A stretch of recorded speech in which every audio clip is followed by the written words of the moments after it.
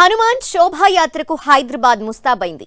రేపు భాగ్యనగరం వీధులు జై శ్రీరామ్ నినాదాలతో దద్దరిల్లనున్నాయి. సిటీలో మొత్తం 168 శోభాయాత్రలు నిర్వహించనున్నారు. ఇందుకోసం పోలీసులు పూర్తి ఏర్పాట్లు చేశారు. హనుమాన్ జయంతి సందర్భంగా పోలీసులు పటిష్ట బందోబస్తు ఏర్పాట్లు చేశారు. భారీగా హనుమాన్ శోభాయాత్రలు నిర్వహించనున్నందున ఎలాంటి అవాంఛనీయ సంఘటనలు జరగకుండా చూసేందుకు అన్ని చర్యలు తీసుకుంటున్నట్టు సిపి సజ్జనార్ వెల్లడించారు.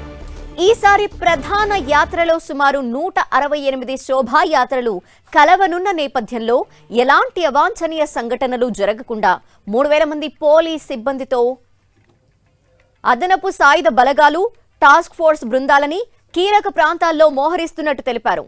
మొత్తం 12 కిలోమీటర్ల మేర ఈ యాత్ర జరగనుంది. గాలిగూడ రామ మందిర్ నుంచి తాడ్బండ్ హనుమాన్ టెంపుల్ వరకు యాత్ర జరగనుంది. యాత్ర నిర్ణీత మార్గాల్లోనే సాగేలా చూడాలని, కొత్త వ్యక్తులు కనిపిస్తే వెంటనే పోలీసులకే సమాచారం ఇవ్వాలని సిపి సజ్జన సూచించారు. రెచ్చగొట్టే పోస్టులు పెడితే కఠిన చర్యలు తీసుకుంటామని పోలీసులు హెచ్చరించారు.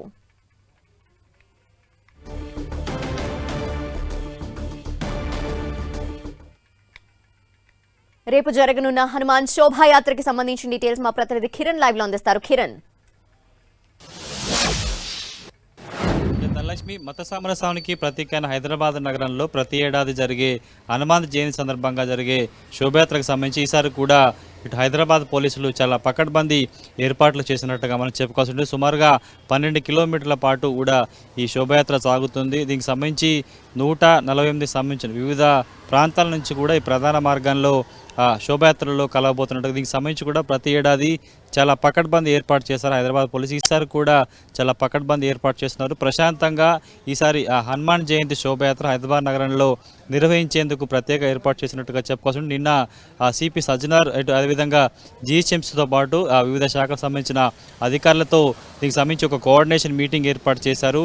ముఖ్యంగా 12 కిలోమీటర్ల సంబంధించి ఎక్కడైతే గౌలీగూడ రామ మందిరం వద్ద నుంచి అటు తాడ్బండ్ హనుమాన్ టెంపుల్ వరకు కూడా శోభయాత్ర జరగబోతున్న రూట్ను కూడా వారు పరిశీలించారు. దీనికి సంబంధించి సాయుధ బలగాలతో పాటు ర్యాపిడ్ ఫోర్స్తో పాటు టాస్క్ ఫోర్స్తో పాటు వివిధ సంబంధించిన పోలీసులు కూడా ఈ బందోబస్తులో వినియోగించబోతుంది. ఇక ముఖ్యంగా ప్రతి ఏడాది కూడా శోభయాత్రకు సంబంధించి చాలా కన్నుల పండుగ జరుగుతుంది, శోభాయమానం జరుగుతుంది. కాబట్టి ఇటు హనుమాన్ భక్తులు పెద్ద సంఖ్యలో కూడా ఈ శోభయాత్రలో పాల్గొంటారు. కాబట్టి ఈసారి గత ఏడాదితో పోల్చుకుంటే ఈసారి కూడా చాలా పీస్ఫుల్గా ప్రశాంతంగా అనుకున్న సమయానికి ముగించే విధంగా ఏర్పాటు చేశారు. ఉదయం 9 నుంచి 10 గంటల ప్రాంతంలో కూడా ఇటు గౌలీగూడ రామ మందిరంలో పూజా కార్యక్రమాలు పూర్తయిన తర్వాత కూడా ఇటు హనుమాన్ శోభయాత్ర కూడా ప్రారంభమవుతున్నట్టుగా చెప్పాల్సి ఉంటుంది. సుమారుగా రాత్రి 10-11 గంటల లోపల కూడా ముగిసే అవకాశం కనిపిస్తుంది. కాబట్టి 12 కిలోమీటర్ల పాటు జరిగే ఈ శోభయాత్ర రూట్ మ్యాప్కి సంబంధించి కూడా ఎక్కడ ట్రాఫిక్ అవాంతరాలు ఏర్పడకుండా కూడా ప్రశాంతంగా శోభయాత్రలో పాల్గొనే భక్తులకు కూడా